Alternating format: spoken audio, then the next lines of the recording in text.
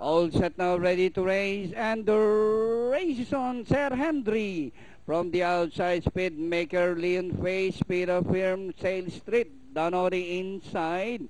It's now speed maker Sir Henry, Leon Face alongside speed of firm down on the inside. Supreme leader My Jopeng is racing 6, running 7th position Sail Street, and a long way back to entry number 3 Douglas Sprite.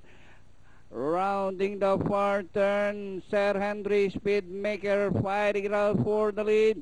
And here comes Supreme Leader alongside his Leon Page in the middle, speed up firm, My Jopeng Sail Street.